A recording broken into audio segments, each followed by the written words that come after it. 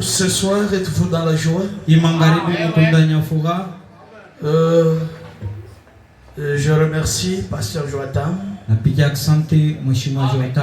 pour l'opportunité qu'il nous a accordée de pouvoir se retrouver derrière cet hôtel. Que le Seigneur vous bénisse. C'est sur base de vous que nous allons parler pour ce soir. Merci pour la sonorisation. Je vois qu'il y a un très bon son. Alors, je n'ai pas quelque chose de très spécial. Je remercie les frères et sœurs qui se sont démerdés en fait de pouvoir venir en ce lieu. Nous n'avons rien à vous donner.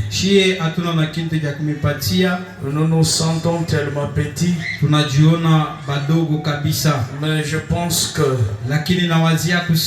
je veux prêcher avec leur onction.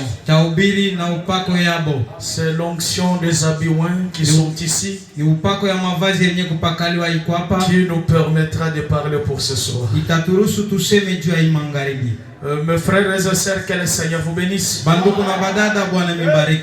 Que le Seigneur bénisse toute l'équipe qui se sont mobilisés pour que cette réunion puisse être tenue.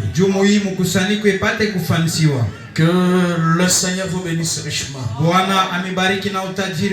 Je ne suis pas grand, je suis tellement petit. Au reste des choses, que le Seigneur vous bénisse. Et je voudrais poser la question de savoir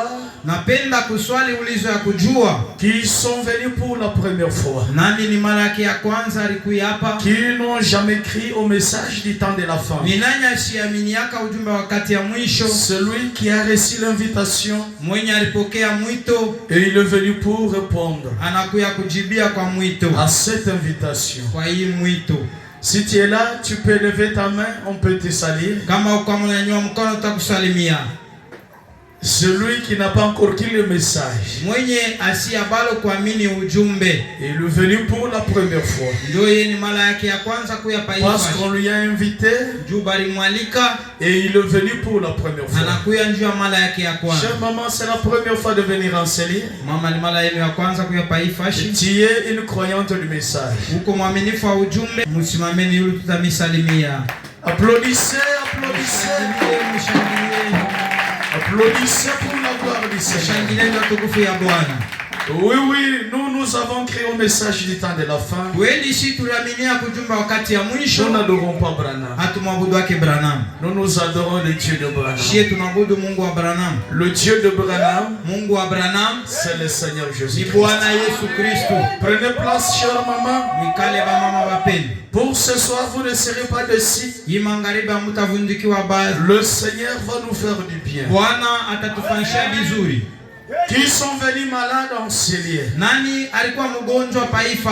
qui ont amené des problèmes et des difficultés dans cet auditoire, qui veulent que le Seigneur fasse quelque chose, qui veulent lancer que le miracle puisse se produire. Il n'y a pas de cas difficiles ici. Même si vous avez laissé quelqu'un à la maison, notre Dieu, sa main n'a jamais été trop courte. Comme c'est une réunion de la délivrance totale ou de la guérison divine, moi je m'attendais à voir beaucoup de malades ici. De cas différents. Les gens qui doutent du message, qui doutent que dans le monde du message il n'y a pas pas la puissance. Alors je m'attendais à ça. Mais quand vous irez à la maison, dites à ceux-là qui ont des cas graves. Je vous demande de pouvoir se tenir debout pour la lecture de sa parole. Je sais très bien que le Seigneur va nous faire du bien. Réellement, il va nous consoler. Je n'ai pas un message fort. C'est un simple message. Nous lisons dans le livre de Psaume 14.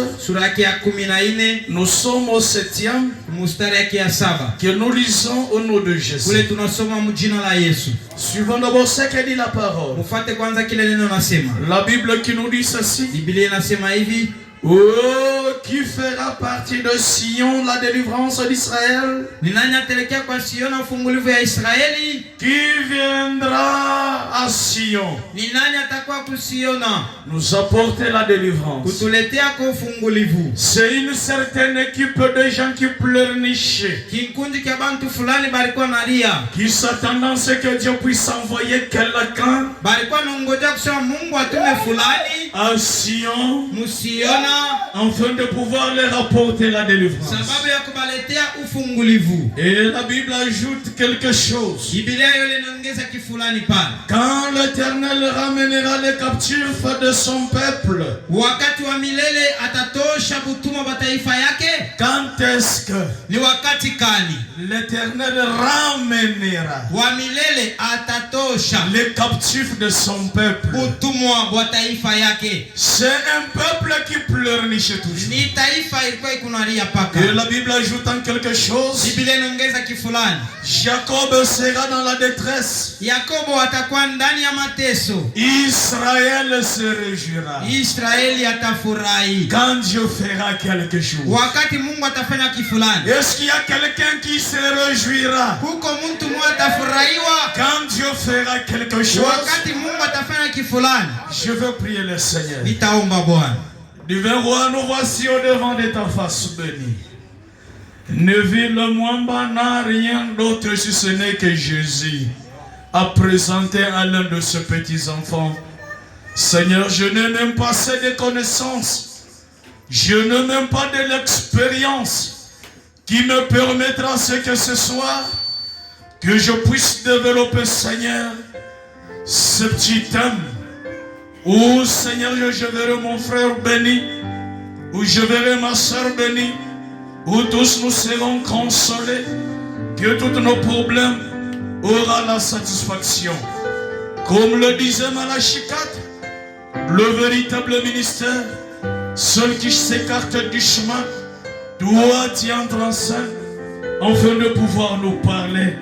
Seigneur Jésus, Neville n'a rien à leur donner. Prends ma place, Seigneur. Là où Neville pouvait parler, là où Neville pouvait voir, que tu vois, que tu parles. Mais je sais, Seigneur, tu as la bouche pour parler, tu as les yeux pour voir, tu as les oreilles pour entendre. Dans cette salle, il y a des problèmes, il y a des difficultés. Je m'entends ce que, Seigneur, par un homme, que tu rachètes, que tu délivres, que tu produises de grandes choses. Je m'entends la chose comme cela. Je m'en vais consacrer cet édifice. Père, le sens c'est que même dans 30 minutes, que nous allons essayer de parler, Seigneur, qu'une âme puisse être bénie. Seigneur, qu'une âme puisse être rachetée. Qu'une âme puisse être délivrée. Je prends le contrôle de cet édifice, de chaque personne ici présent, tous les œuvres maléfiques, démoniaques et sorcelleries, la magie, quoi que ça soit, des démons qui ne voulaient pas en ce que la délivrance se produise. Père, je le lis sous mon contrôle en ce lieu. C'est là que je brandis ce mystère de triomphe qui verra ce que, Seigneur, rien que la grande colonne de feu qui doit régner, triompher, produire de grandes choses, qui doit vivifier chaque parole qui sera proclamée en ce lieu. Père, même dans 20, 30 minutes, Père, que tu fasses quelque chose. Je m'entends ce que toi-même, que tu produises des grands hôtels entre tes deux saintes mains. Cette réunion pour ce soir, le tout pour la gloire du Père.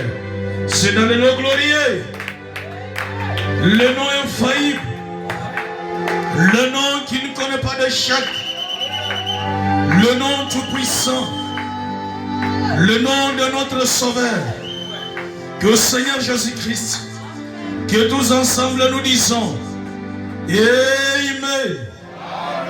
Applaudissez, applaudissez pour la gloire de notre Dieu. Alors je sais très bien que tous nous sommes les croyants du message. Je vais essayer de faciliter la tâche à nos trois invités qui sont devant, qu'ils aient quand même la bonne compréhension du message. Mes sœurs bien-aimées, nous nous répétons la bande, mais je vais vous montrer un certain mystère. Vous qui êtes venus pour la première fois, vous qui n'avez jamais entendu parler du message, je peux dire, frère Branham me dit que cela ne puisse pas vous faire du mal. Et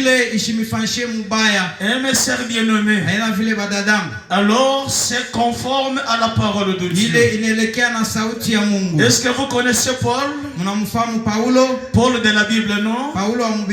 Il était le maître de Timothée. Vous suivez d'abord ce que Paul pouvait dire à Timothée. Comme celui qui prêchait Timothée, il lui a dit que Timothée, mon enfant, n'aie jamais honte du témoignage à rendre du Seigneur Jésus-Christ, ni de moi son prisonnier. Paul a dit à Timothée, n'aie jamais honte de parler de Jésus. Quand tu parleras de Jésus, n'aie point honte de parler aussi de moi. Alléluia. Amen. Tu diras Jésus dit, tu diras aussi Timothée m'avait dit. Pendant que j'étais avec Timothée, que j'étais avec Paul, il me disait comme ceci, comme cela, étant donné qu'il était son maître, étant donné que Paul était son prédicateur, nous le croyons du message. Nous avons reçu un certain prédicateur, nous avons reçu un certain prophète qui nous a annoncé ce message. Cette parole que nous vous annonçons ce soir, son nom c'est William Marion Branham. Mais quand nous allons parler de Jésus, nous n'aurons pas honte de citer le nom de Branham. Comme c'est scripturel, comme c'est la parole de Dieu, comme Paul avait dit à Timothée, nous avons reçu la même recommandation. Est-ce que mes sœurs vous m'avez suivi? Je peux dire ma sœur, ton nom c'est qui? Sœur Claudine. Je peux dire oh Dieu de Claudine. Est-ce que c'est un péché? Ma sœur, ton nom c'est qui? Sœur Hortense. Oh Dieu de ma sœur Hortense. Tout comme je peux dire Dieu de Branham. Tout comme je peux dire Branham me dit. Cela ne veut pas dire qu'il est notre Dieu. Je loue le Dieu de sœur Claudine. Je loue le Dieu de sœur Florence. De ce que Dieu a fait de ma sœur Hortense.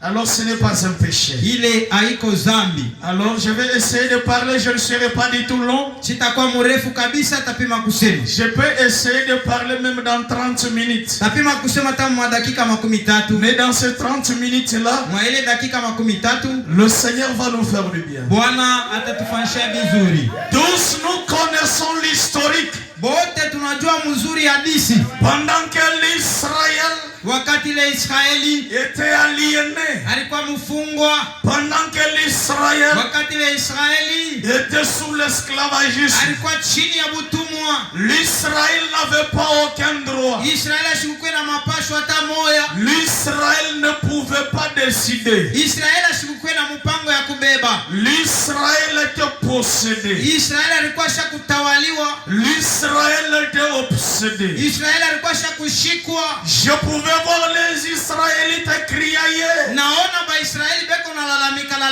La Bible nous parle de Daniel. Biblia inatueleza mambo ya Daniel. À chaque fois que Daniel priait, kila mara yote Daniel alikuwa naomba, pouvait poser la question à Dieu. Alikuwa anamuuliza Mungu swali. Dieu, jusqu'à quand? Mungu paka na wakati kani finira cet esclavagisme? Ibutumwa bwetu butaisha. Jusqu'à quand tu vas délivrer ton peuple? Paka na wakati kani utafungula taifa yako. Il faisait qu'à prier le Seigneur. Alikuwa eko paka naomba. Jusqu'à tel point que Daniel, paka na mkipimo fulani Danieli, avait reçu la consolation du vin. Alipokea mafariji ya Mungu. L'ange était descendu. Malaika alishuka.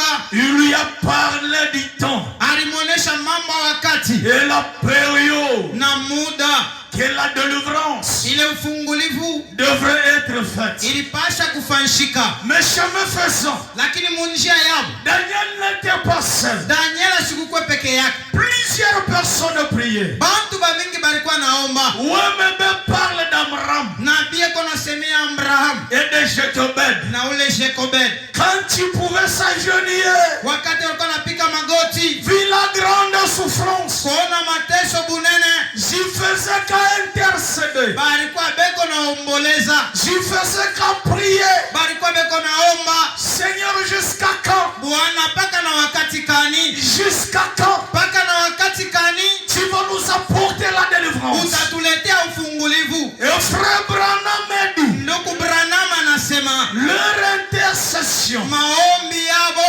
leur prière, ile maombi barifanya, faisait secouer le trône de Dieu. Ilikuwa natekesha kiti cha Mungu. Au point mukipimo kile, au trône de sa majesté. Kiti kake cha utukufu. Et Branham m'a dit, ndugu Branham anasema, l'on pouvait voir les grands Elohim. Tunaona Elohim mkubwa. Jéhovah Jireh. Jehovah Jireh. Bombe sa torse. Anavimbisha kilari yake. Faisait appel à Gabriel. Anaita Gabrieli. Il dit que mon fils Gabriel vient. Anasema mwana wangu Gabrieli kuya. Mon fils Michael vient. Mwana wangu Mikaeli kuya. Faut-il réellement l'intercession? Munaona kweli kweli maombolezi? Faut-il réellement la prière? Munaona kweli ile maombi? Kamram et Jekobed, ile Abraham na Jekobed sont en train de faire beko naifanya pour la délivrance de leur peuple. Ndio ufungulivu ya taifa yabo. Que vous savez, munajua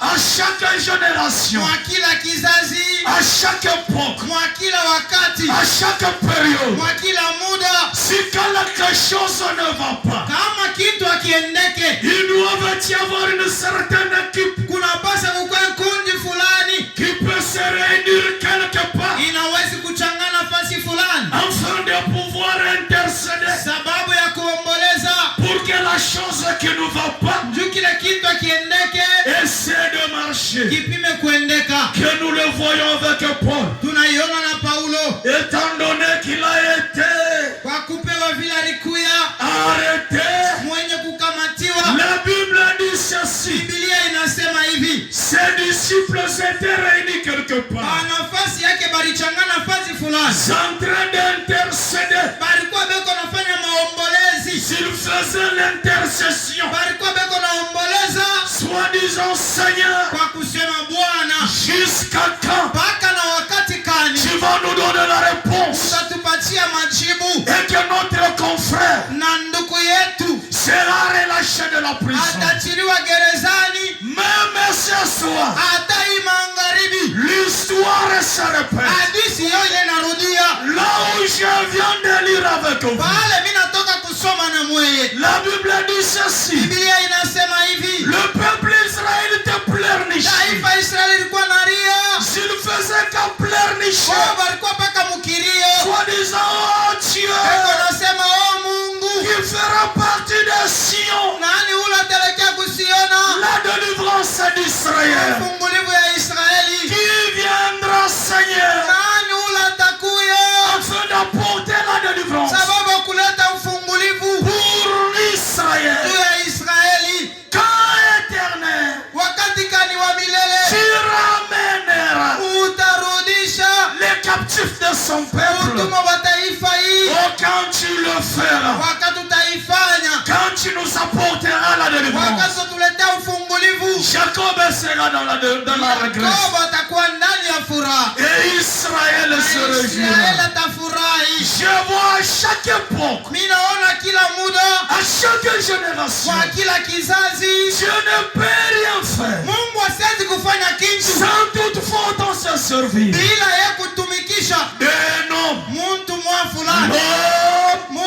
c'est un agent de Dieu pour que Dieu sauve, pour que Dieu délivre, pour que Dieu guérisse, pour que Dieu bénisse.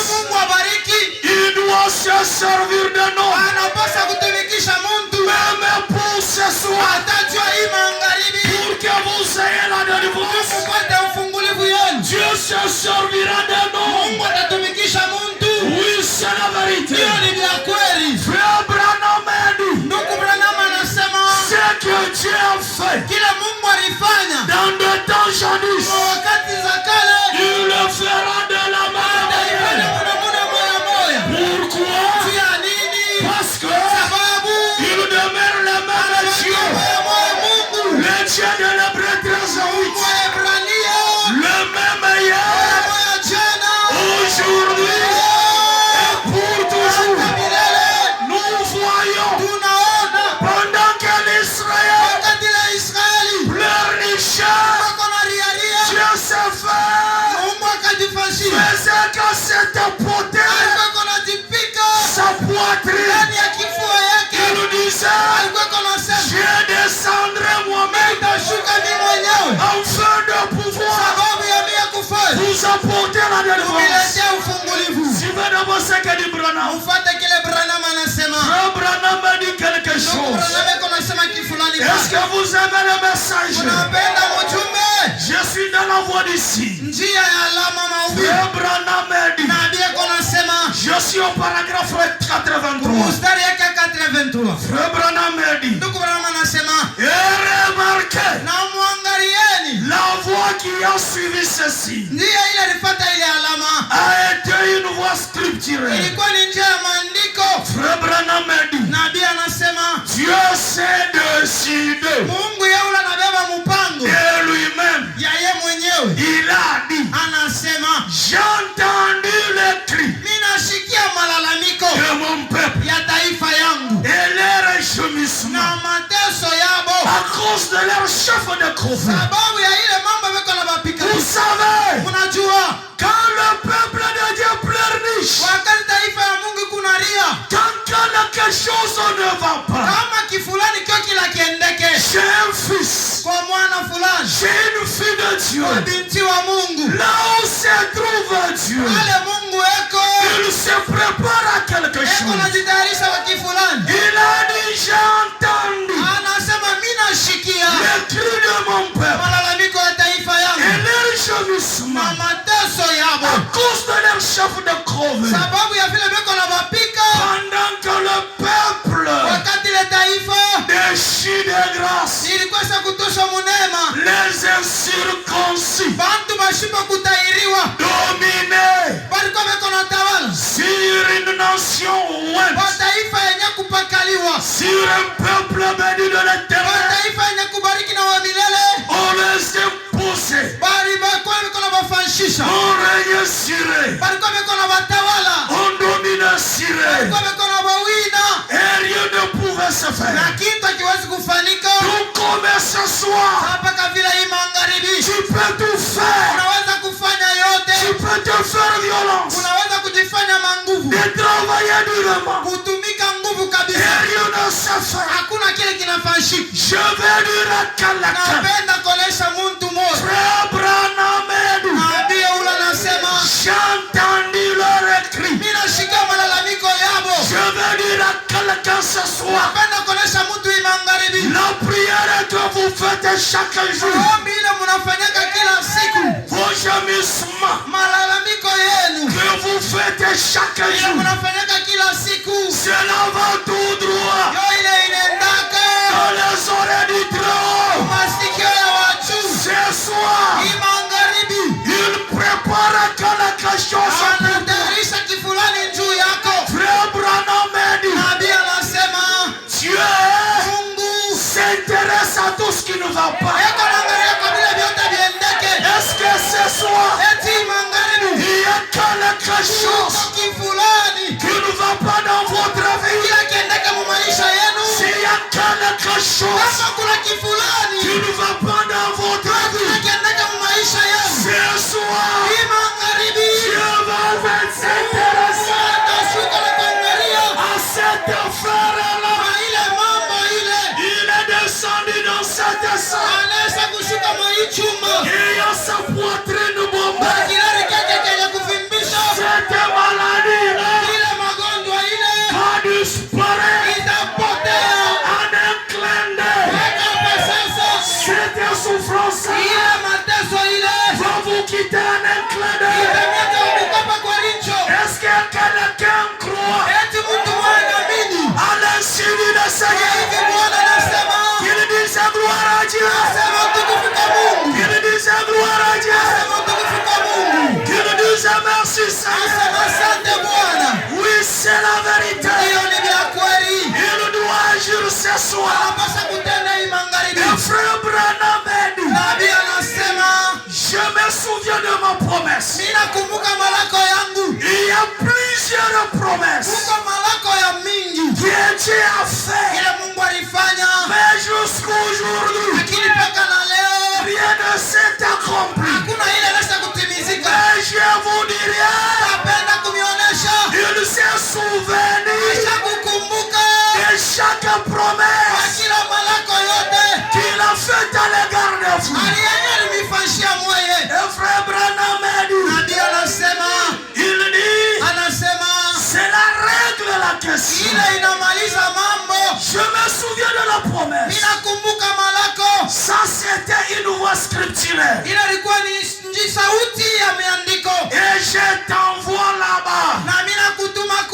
Dieu prend un homme. Il l'envoie quelque part. Il dit je t'envoie là-bas. Je suis descendu pour les délivrer. Est-ce que vous croyez? Dieu n'est pas au ciel. Il est avec nous ici. Il est l'Elohim de force. Il est le Dieu de la charité. Dans cette âge, Dieu nous a visités. Dieu nous a consolés. Il a dit, je suis descendu pour les délivrer. Et je t'envoie. Il a pris un homme. Il dit Moïse, je t'envoie afin de le délivrer. Dans cet âge, nous avons reçu quelqu'un. Nous avons reçu un homme. Où Dieu lui a envoyé afin de pouvoir nous apporter la délivrance totale. Est-ce que vous croyez? Celui qui croit, qu'il soit délivré. Au nom de Jésus-Christ, soyez bénis, soyez guéris. Car Dieu pouvait envoyer Moïse pour la délivrance. Mais pour cette génération. Il nous a envoyé cet homme-là. C'est William. Marion Branham. Auprès duquel Dieu a pris la délivrance, a mis dans sa main. Pendant que je prêche ce message, et ce message est accompagné de toutes choses. Pour ces dons que vos cœurs en auront besoin. Ce message d'Abraham doit vous l'apporter ce soir. Au nom de Jésus-Christ. Est-ce que l'on peut applaudir? Est-ce que l'on peut acclamer? Pour le roi des rois, pour le Seigneur des Seigneurs. Et que frère Branham me dit, vous savez, si Dieu fait la promesse, cela ne faillira jamais. Je crois que ce soir, la délivrance sera totale dans la vie de tout un chacun. Oui, c'est la vérité. Nous sommes les aides. Je me souviens de quelque chose. Hébreux chapitre 1. Je suis au paragraphe 92. Pendant que tous se pleurnichaient, s'attendant à la délivrance, s'attendait à quelque chose. Même Jacob, vous connaissez tous l'histoire. Là où ils étaient sous l'esclavage, pouvait dire à ses fils, qu'est-ce que je vais nous parler? Suivez d'abord ce qu'a dit William Branham. Et quand Joseph était mort, il a laissé un mémorial à ceux qui attendaient la délivrance. Il y avait ceux-là qui mouraient parmi le peuple israélien. Malgré la mort, malgré la souffrance, pouvait dire à l'un de ses enfants, qu'est-ce qu'il pouvait leur dire? Il n'y a pas longtemps, j'ai posé la main sur ce recueil. Il était en plomb. Son corps était censé rester. Frère Branham parle du corps de Jacob.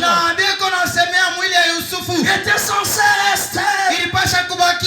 Il a dit, ne m'enterrez surtout pas ici. Sur un jour, Dieu va vous visiter. Jacob a dit, je sais qu'un jour, Dieu va vous visiter. Oui, mon frère. Même si la promesse est tard, même si la promesse peut durer, mais un jour, ça s'accomplirait tout ça.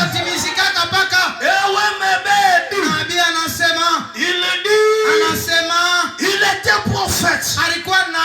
Il dit, je sais que Dieu va vous visiter. Et il a dit, quand vous partirez pour le pays promis, emportez mes os. Je vais dire à Kalaka, la délivrance que vous aurez ce soir ne serait pas partielle. La délivrance, c'est la parfaite et totale que vous allez recevoir. Ici la Bible dit, et frère Branham fait des commentaires. Quand Dieu va vous accorder la délivrance, ne laissez jamais mes os, car la délivrance pouvait être totale. Même ces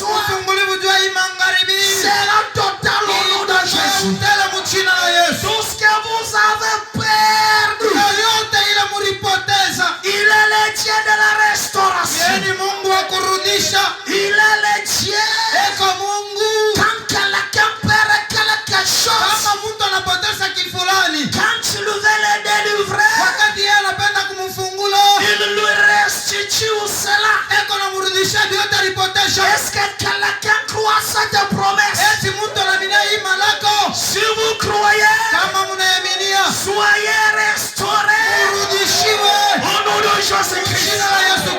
Tout ce que vous avez perdu il y a longtemps sur base de la délivrance, qu'il vous soit restitué au nom de Jésus-Christ. Celui qui a perdu son mariage, celui qui a perdu son mari, qu'il le reçoive au nom de Jésus. Même l'argent que vous avez perdu, car la délivrance que Dieu leur avait apporté,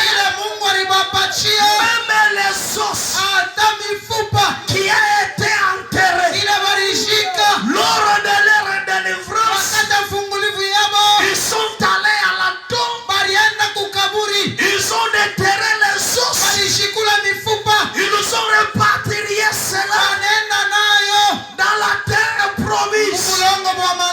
Il est le Dieu de la restauration. Il est le Dieu qui restitue. Il est le Dieu qui sauve. Vous savez, Branham a dit, quand il s'agit de la restauration, cela veut dire il y a une certaine puissance.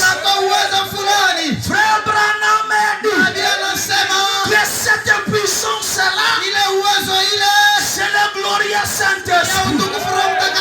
Branham a dit, le Saint-Esprit est là. Quand un enfant de Dieu pleurniche, quand un fils de Dieu perd quelque chose, Branham a dit, le Saint-Esprit est là. Il dit que le Saint-Esprit n'est pas tout seul. Il dit que les anges aussi sont là. Frère Branham a dit, quand il s'agit de restaurer, il va appeler le Saint-Esprit. Il appellera les anges. Il les réunira. Mon fils a perdu telle chose. Ma fille a perdu telle chose.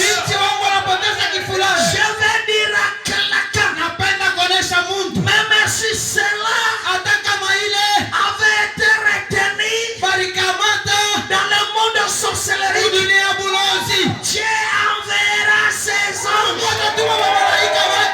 Dieu enverra son Saint-Esprit.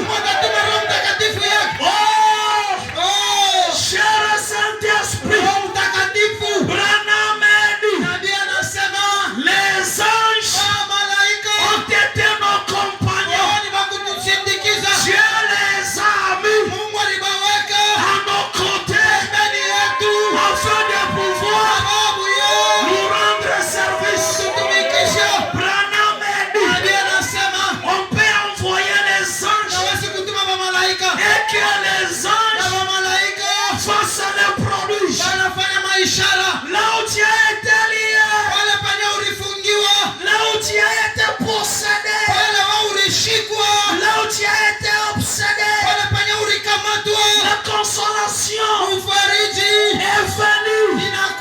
Je dirais que le glorieux Saint-Esprit, chers anges, même dans l'enfer, où la vie de mon frère, où la vie de ma sœur avait été liée, je vous envoie au nom de Jésus.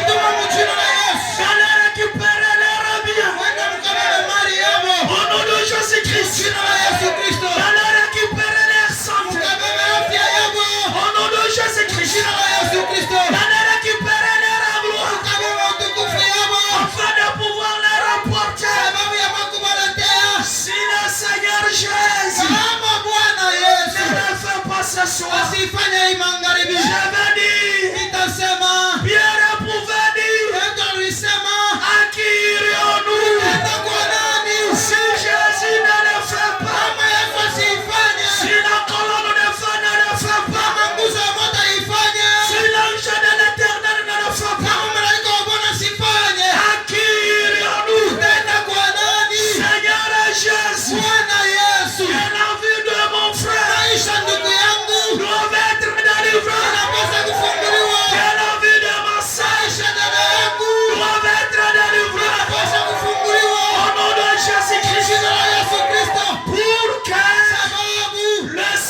Jésus soit l'aimé. Pour toujours. Il doit délivrer. Il a délivré Israël. Il a délivré son peuple. Autrefois, quand serais-tu de nous les fils de Malachika, nous qui avons la grande colonne de feu, nous qui avons l'ange de l'Éternel. Oh Dieu, tu es dans l'obligation de faire un calme ce soir et que ce peuple, puisque le Seigneur Jésus-Christ est réel. Des fois, on perdait la confiance. Des fois, on perdait la foi. Si l'ange de l'Éternel, si l'ange de l'Éternel est réel, si la grande colonne de feu est réel, il consolera quelqu'un, il fera quelque chose pour que ce monde sache que ce message est vrai, que ce message est réel. Oui, c'est la vérité. Oui, je le crois. Je le sais de mon cœur. Oui. Je vois quelque chose. Mon frère bien-aimé. Un cravate rouge. Je me dis, c'est arrivé à une certaine époque où tu te disais, je suis découragé de cette œuvre. Alors, des problèmes qui m'arrivent. Et Dieu me dit, il y a même de cela 4 mois. Il y avait une forte maladie qui balayait des enfants qui faisaient qu'à s'échanger. Donc tu as perdu même le courage de dire que je peux me cacher. Mais Dieu me dit, Neville, tu vois cet homme, il intègre. Malgré cela était son secret, mais il a toujours eu du respect envers ma parole et envers mes serviteurs. Dieu me dit que je te l'annonce. Même les sorciers, s'ils peuvent se lever pour que tu ne puisses pas être béni. Dieu me dit que Neville, si je suis un faux Dieu, voyons voir s'il ne serait pas béni. Il dit, tu seras un témoin pour cette église. À cause de votre position. Dieu me dit, Neville dit, ainsi dit le Seigneur. Mes frères, soyez bénis et exonérés. Est-ce que ce que Dieu dit, c'est la vérité? Applaudissez. Il dit que c'est la vérité. Oui, il demeure le même. Pour ce soir, tout celui qui a un problème, tout celui qui a une difficulté, notre Dieu a des yeux pour vous. Il a les oreilles pour vous. Mais il va consoler quelqu'un. Vous savez, j'aimerais voir quelqu'un en train de se réchauffer, s'attendre à quelque chose, de dire que je ne sortirai pas ici, tel que je suis entré. Oui, c'est la vérité. Quelqu'un peut dire merci Seigneur.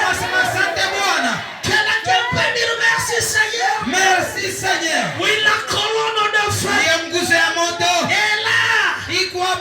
Ici avec nous. Rien ne peut pas se cacher. Je sais que cette église est délivrée ce soir.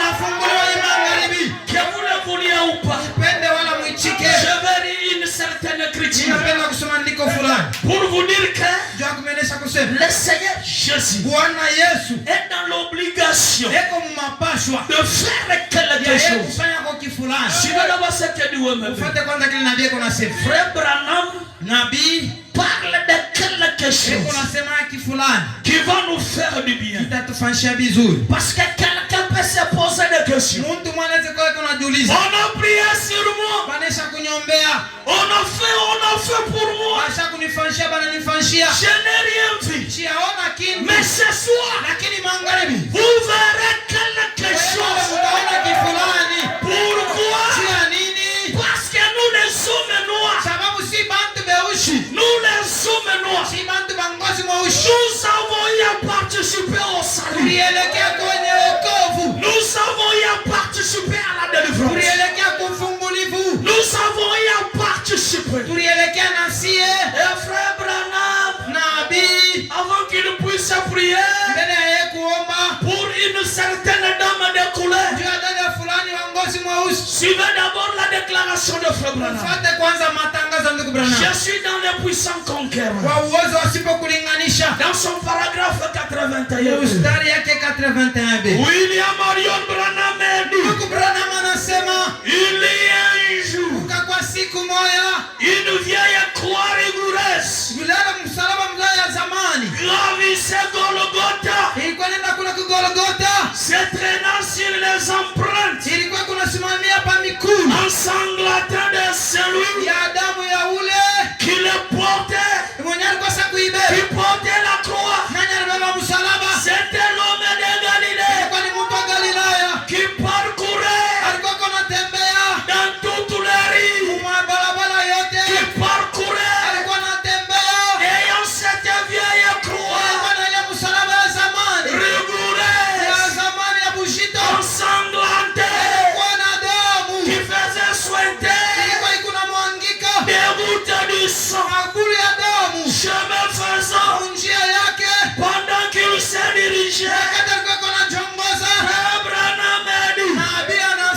son petit corps fleurait, était très faible, il ne pouvait pas aller plus loin, il était fatigué du corps. Il est tombé sous le poids de la croix. Branham a dit, est-ce qu'il y a des hommes de couleur ici? Est-ce qu'il y a des hommes noirs ici?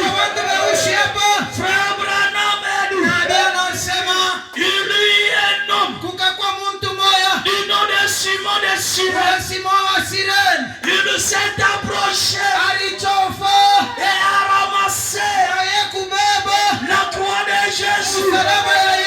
Alléluia. Il a ramassé la croix de Jésus. Vous savez, la nationalité de cet homme, Simon de Cyrène, il fit un homme de couleur. Branham a dit, il était un homme noir, s'avança pendant que tous les blancs fuyaient, pendant que tous les Hébreux fuyaient, pendant que tous les Américains fuyaient, pendant que tous les Russes fuyaient, pendant que tous les Samaritains fuyaient. Personne ne pouvait pas s'approcher auprès de Jésus afin de pouvoir l'assister. Mais Branham a dit, il y a un homme de couleur, il y a un homme noir du nom de Simon de Cyrène. S'est approché, il a transporté cette croix, s'est approché et a ramassé la croix et il l'a mise sur son épaule. Et sur cette épaule de Simon, avec cette croix, Branham a dit, sur cette croix, il y avait le sang du Seigneur Jésus. ancien père. Ilikuwa baba yenu wa zamani. Branham a dit, Ndio anasema, je peux entendre quelqu'un dire Alléluia. Quelqu'un dire gloire à Dieu. Frère Branham a dit, Simon de Cyrène était votre ancien veille père. Il fut votre enceinte. Chemin faisant, Branham a dit, l'homme noir a contribué au salut.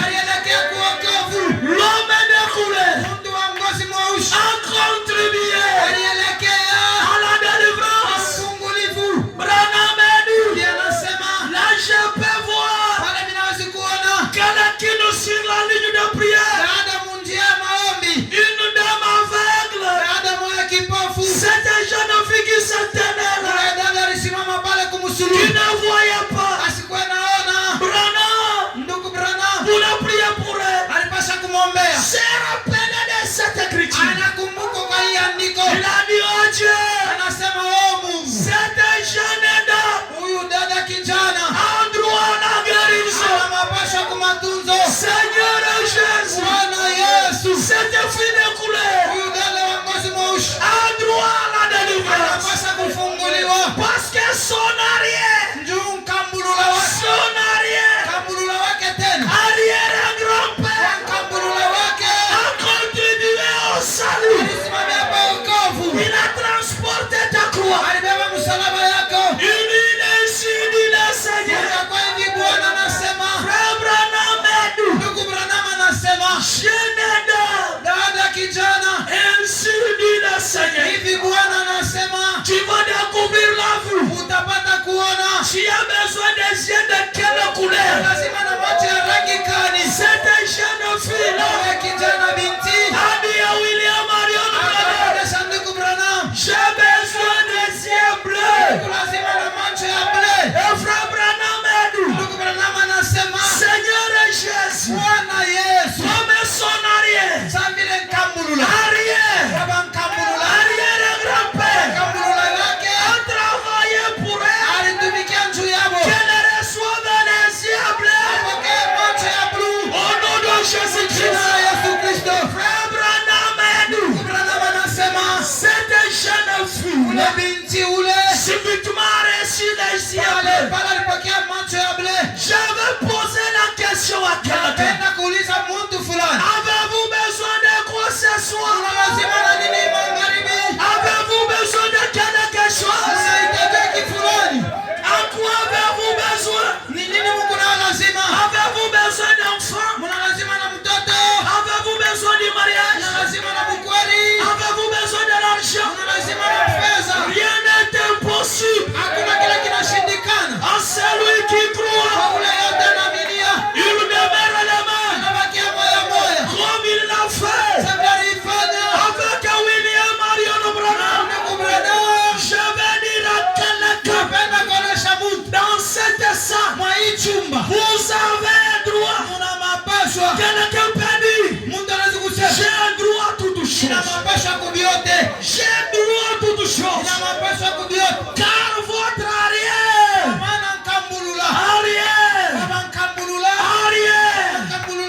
Père civil, il a travaillé pour vous. C'est donc que vous avez besoin. Recevez-le au nom de Jésus.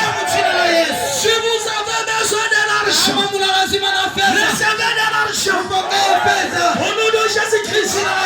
Si vous avez besoin de l'embauche, trouvez-le au nom de Jésus-Christ. Tout ça donc est vos cœurs. En aura besoin. Recevez-le au nom de Jésus-Christ.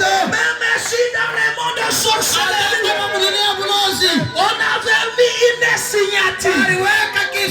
Même si dans le monde sorcellerie, on vous avait enfermé, retenu, et rien ne se fera. Il est le Dieu de la restauration. Il est le Dieu de la délivrance. Oui, c'est la vérité. Oui, je garde cela. Je risque de me perturber. Oui, il est le Dieu de la restauration. Il est le Dieu de la délivrance. Je me vois quelqu'un qui est devenu malade. Se tenir debout comme ça. Je suis guéri. Je suis délivré. Je suis béni. Je suis restauré. Je me vois quelqu'un poussé par l'Esprit de Dieu. Vous savez, Frère Branham était quelqu'un. D'où il a vu quelqu'un. Frère Evans. Qui venait briser du cœur. En train de pleurnicher. Frère Branham. On m'a volé la voiture. Je ne sais pas d'où est allée cette voiture. Frère Branham est d'où? Là où ils étaient dans une équipe. Il a dit au frère qui est avec nous, prions le Seigneur que Dieu restitue la voiture de frère Evans. Et frère Branham est d'où? Dieu lui a dit d'envoyer les Saint-Esprit. Frère Branham est d'où? Dieu lui a dit d'envoyer les anges enfin d'aller ramener, restituer, restaurer, délivrer la voiture de frère Evans. Je me vois quelqu'un en train de faire ça, de déclarer, de dire que tout ce que j'aurais perdu ce soir, je l'aurai. Ce soir, frère Branham est d'où? J'ai dit oh Dieu, l'essentiel que les saisons, l'essentiel que la colonne de feu, l'essentiel que les Saint-Esprit aille là où la voiture est renfermée, afin de pouvoir nous restituer cette voiture. Frère Branham est d'où? Il dit le monde de vision, c'est un monde réel. Branham est d'où? La vision réelle n'échoue jamais. Sous l'assistance du glorieux Saint-Esprit, Branham est d'où? J'ai une vision. Le Seigneur m'a dit sur les deuxième rue, le frère allait devrait se rendre là. Les anges, le Saint-Esprit aurait restitué, aurait restauré la voiture de frère Evans. Même ce soir, il demeure à la main. Je me sens religieux. Pourquoi? Je vois la nuée de gloire en train de circuler ici. Le même ange est ici. Le même colonne de feu est ici. Le même Saint-Esprit est ici. Frère Branham est nous. Sur le même esprit qui agissait dans le Seigneur Jésus. Elle-même est ici avec nous. Il agira de la même manière qu'il avait agi autrefois. Cher Saint-Esprit, chers anges, le Fils et la fille de Dieu, on a des problèmes. Il y a ceux-là qui ont perdu les embauches. Il y a ceux. Merci.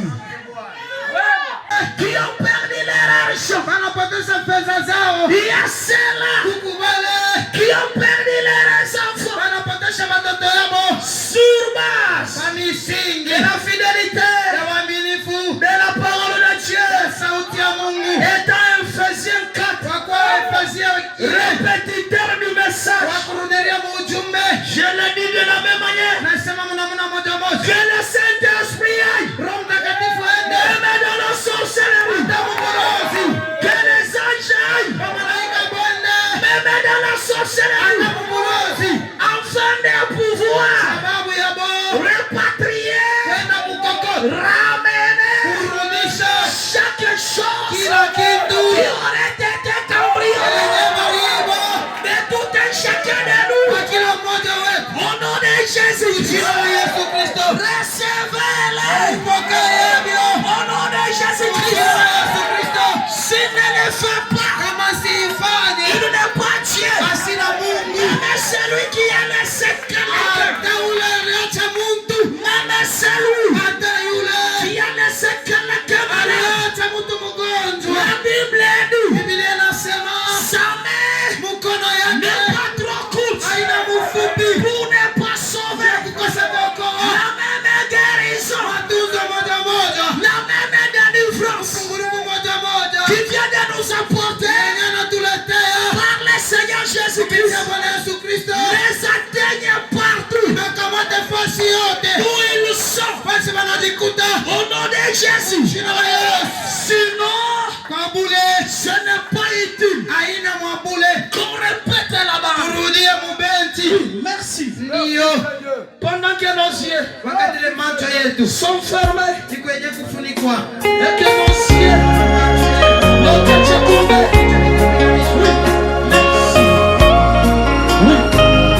Merci. Rocher d'âge fendu pour moi, laisse-moi me cacher en toi. Laissez l'eau avec le sang sorti de ton flanc percé, être un double remède, mais sauver et rendre plus. Alléluia.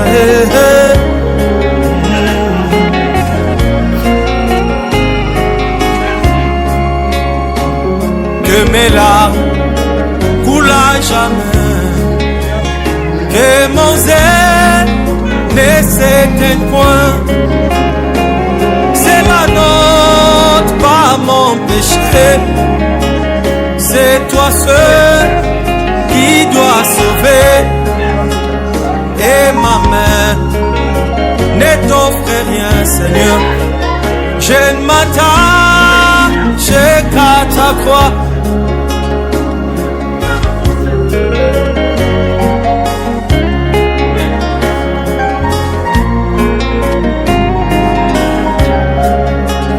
Alors que j'aspire ce souffle, quand mes yeux se fermeront, et quand je m'élèverai, je te verrai sur ton trône.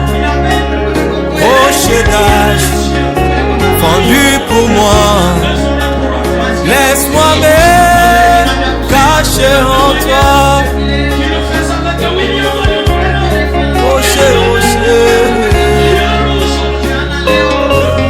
laisse-moi me cacher en toi.